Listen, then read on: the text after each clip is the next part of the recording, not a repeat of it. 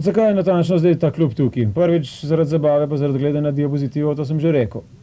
Drugič zaradi tega, kar sem že prej vam probal povedati, namreč ljudje bi radi potovali, pa ne vejo kako. Torej, nasvete deliti, kaj je treba vedeti, ko bo šel v kakšno državo, česa se je treba varovati, a so tam kakšne nevarnosti, kakšne druge zoprne zadeve, s katerim letalom se bo dalo najbolj poceni, najbolj uspešno prideti tja, če teče kakšna bolj oddaljena država, kakšne so tam navade, kaj je treba posebej vedeti in tako naprej.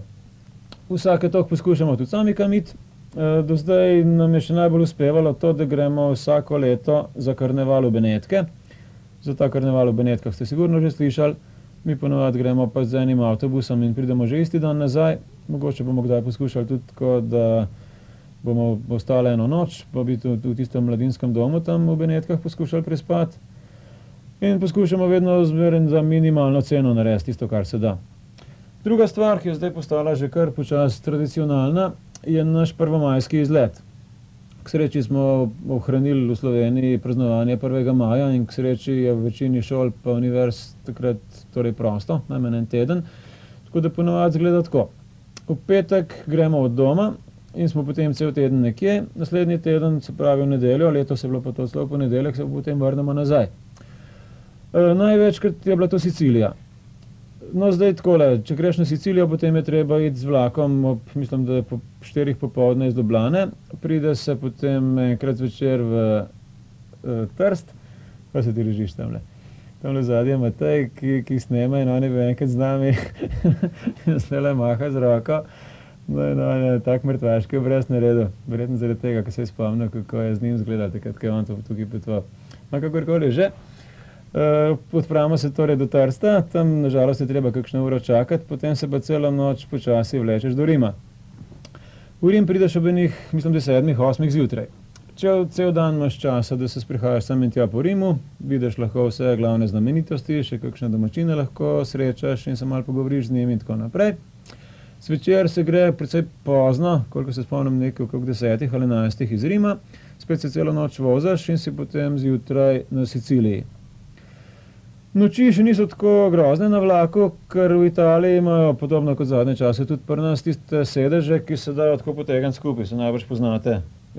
Takrat, kadar sedeš gor, se da nasloniti, potem, ko ga potegneš skupaj, pa nastane nekakšna postla. In če nisi preveč zahteven, lahko tudi 8 ljudi v takem kupeju spi. Če si pa zahteven, pa recimo 6. Se je pa zgodilo tudi že to, da so ljudje spali po hodnikih na teh vlakih, pa na torej prtlažnikih, oziroma na teh policah za prtlago. Pa tudi eden je enkrat spal pod ostalimi, tam, ker nobenega drugega prostora ni bilo na celem vlaku, je pač, ko so tisti sedeži bili potegnjeni skupaj, on zlezel pod tiste sedeže in je tam prav udobno spal. Skratka, ne smeš biti preveč izberčen, če potuješ z nami. No in potem, ko priješ na Sicilijo, imaš pa spet več možnosti. Ena je, da pač potuješ naokrog po Siciliji, velike stvari, ki jih je vredno videti, od Palerma do Sirakuze, pa vse, kar je vmes. Potem je ena varianta, da greš na Malto. Tiste sicer nažalost rahlo drago. Če se prav spomnim, pride kar tam okrog enih 130 mark ali nekaj tazga. Povratna karta pač do Malte, greš pa iz Catania ali pa Sirakuze, to smo do zdaj že 2-krat naredili. Najboljša in najbolj zanimiva varianta pa mogoče iti na Liparske otoke.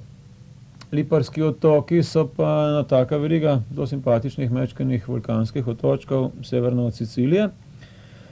Bom kdaj drugič vam razlagal, kako to bolj natančno izgleda in kako se imenujejo te otoki in kako se na njih živi. Skratka, ko preživiš cel teden, se potem vračaš nazaj, mislim, da je v soboto, ja, tako nekako, ne, v petek.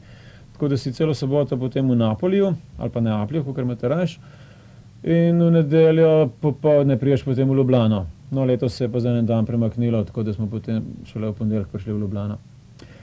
Stane to minimalno, kolikor pač nam dajo popusta za vlak, se pravi tam okrog 150-160 mark, oziroma v tolarjih enih 11-12 tisoč sitov tam nekje pride.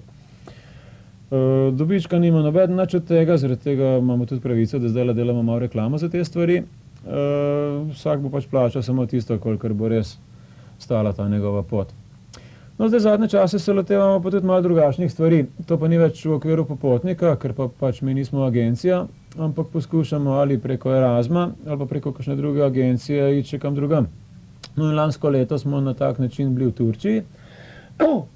S tem, da če bo kdo zdaj le hodil po suhem do Turčije, če je avanturist, potem mu to svetujem, če pa ima raje bolj mirno potovanje, potem pa ne preveč. Namreč na poti do Turčije sta dve zelo neprijetni zadevi. Namreč madžarsko-romunska pa romunsko-bolgarska meja. Skrajno zoprna zadeva. Prideš tja in potem visiš cel dan na tisti meji, podkupovati moraš vsakega carinika po vrst in sploh nikoli ne veš, kateri je ta prav carinik, in zdaj, če moraš vsakmu dati eno šteko cigaret pa eno flašo viskija, potem je to že kar dost draga stvar na vse zadnje. Pokvarjeni so, kolikor morajo biti. Zdaj oni pač uvajajo nekakšno tržno gospodarstvo, podobno kot mi, pa parlamentarno demokracijo, pa ne vem kaj še vse.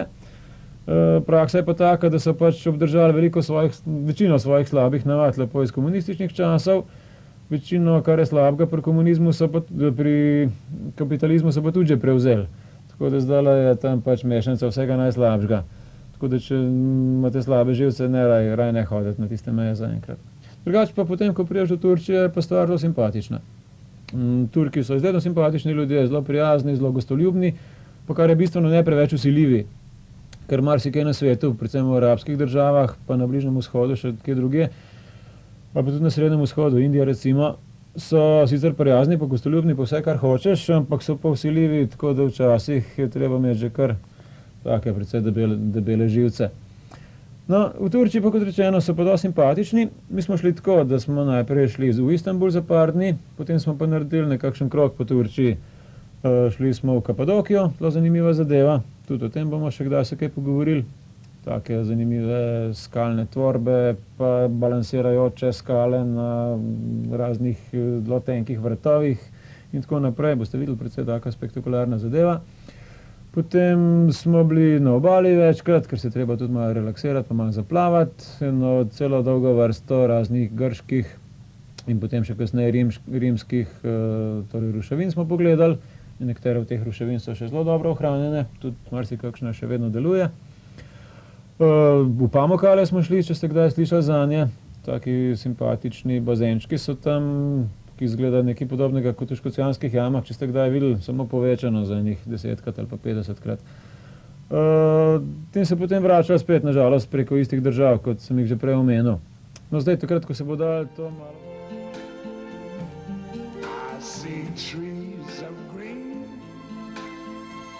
red roses too. I see them blue for me and you. And I think to myself,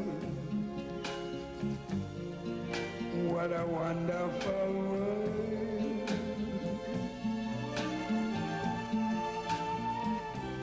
I see skies of blue and clouds of white, the bright blessed day, the dark sacred night.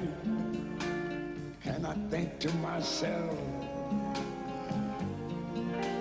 what a wonderful world.